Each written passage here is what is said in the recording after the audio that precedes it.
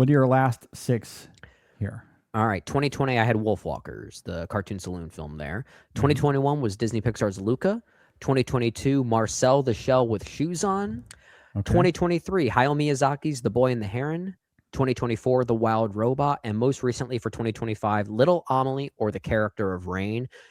This this is an interesting category for me. I think also a very good category, but it really came down to 3, which then ultimately came down to 1.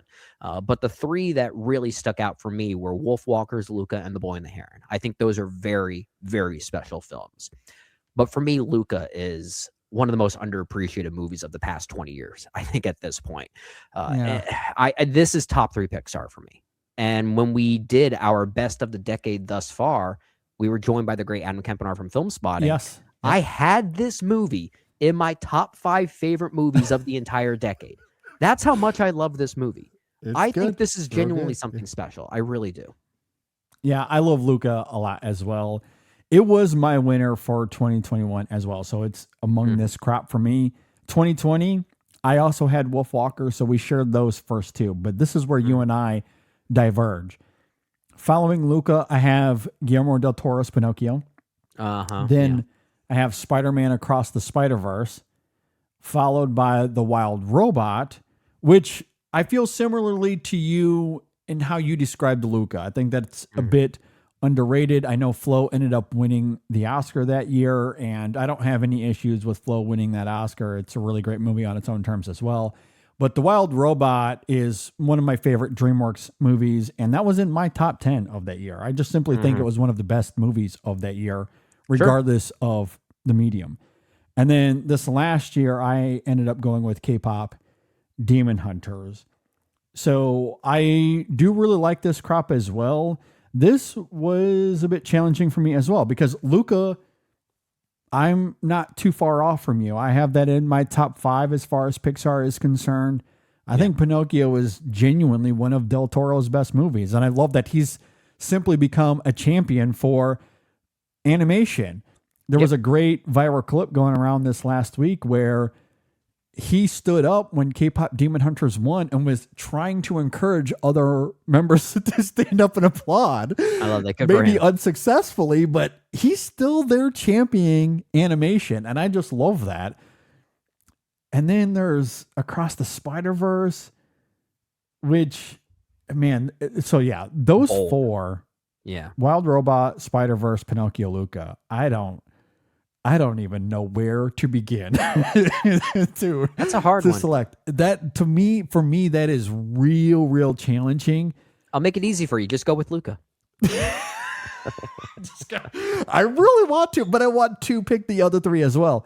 I think what I'm going to do with the slightest of edges, the slightest, and honestly, this is like a 1 A, B, C, D situation.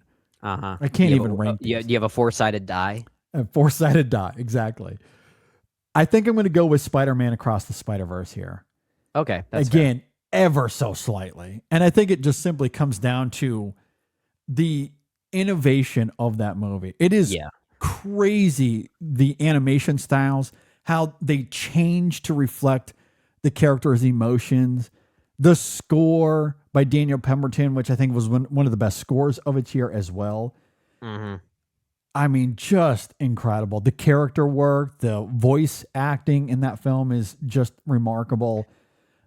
Just a stunning piece of art. Yeah. That I love. It's funny. I think the 2 most inventive animated movies of the decade thus far came out in the same year. And that's Spider-Man Across the Spider-Verse and Hayao Miyazaki's The Boy and the Heron. And I think both of them should be in the conversation for the best animated movies of this decade. Certainly more inventive than Luca is. The thing with Luca is that I just think it's one of the best love stories of the past 10 years. And when I say love stories, I don't mean romance stories. I just mean what it means to have like love for other people, right? Whether it be family or even your closest friends. Especially. And I think very rarely does a movie get into that side of love that could also be very platonic at the same time. Yeah. Oh, it's incredible. I mean, I don't disagree. Again, that's why this is really challenging. And it's funny that you bring up The Boy and the Heron because I think that's also one of Hayao Miyazaki's greats.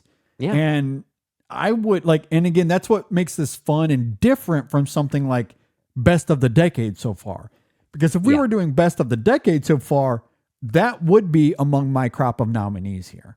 If that's the context, but that's not what we're talking about here. That just like, again, that's like a 1B situation in the year it came out. And I would have this in over K-pop Demon Hunters at the very least.